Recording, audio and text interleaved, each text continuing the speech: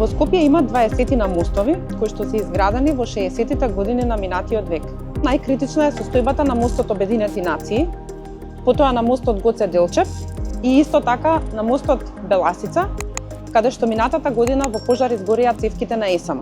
Тоа значи дека објектите веќе имаат старост од 60-70 години, што за тој начин на градење тогаш е сериозна возраст и затоа треба да им се посвети поголемо внимание. Согласно стандардите, мостовите мора редовно да се прегледуваат, со тоа што секоја година треба да се врши визуелен преглед на состојбата на мостот, а на секои 3 години, односно 5 години, во зависност од тоа колку е стар објектот и во каква состојба е, треба да се вршат детални прегледи. Бидејќи тоа се конструкции кои може и ненадејно да доживеат колапс. Колку помалку го одржуваме, толку порано тој влегува во критична старост, односно неговиот век на живење, експлоатација ќе биде покус. Нема ништо вечно ако се остави само на себе, така што и материјалите за кои некога се мислело дека се вечни, времето покажа дека не е така.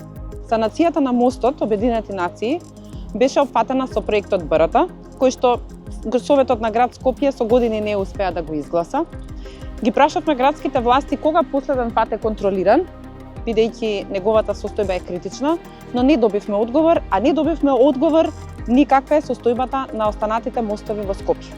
Ова е мостот Обединети нации кој е практично составен од два независни објекти. Едниот е изграден 1968 година, односно пуштен тогаш во сообраќај, а другиот е нешто подоцна.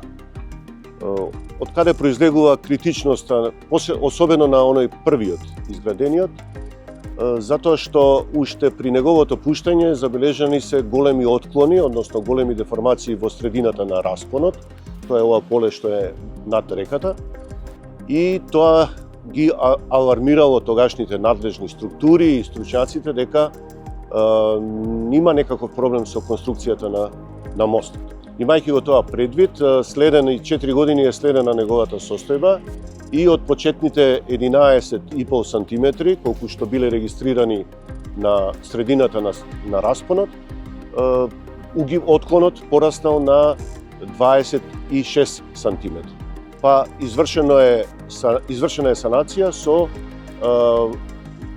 претходно напрегање, односно со кабли кои што се сместени во структурата на сандакот, односно во неговиот простор што е внатре. Во однос на Гоце Делчев, нешто слично се има случајно како и овде, со тоа што тој од почеток е претходно напрегната конструкција, негде околу 2000 година е исто така зајакнат со внатрешни кабли во сандачестиот пресек. Се следеше неколку години состојбата како ќе се движи и после тоа мислам дека веќе не се следи, ако се следи е добро, но немам податоци дали отклонот се уште расте или состојбата е стабилизирана.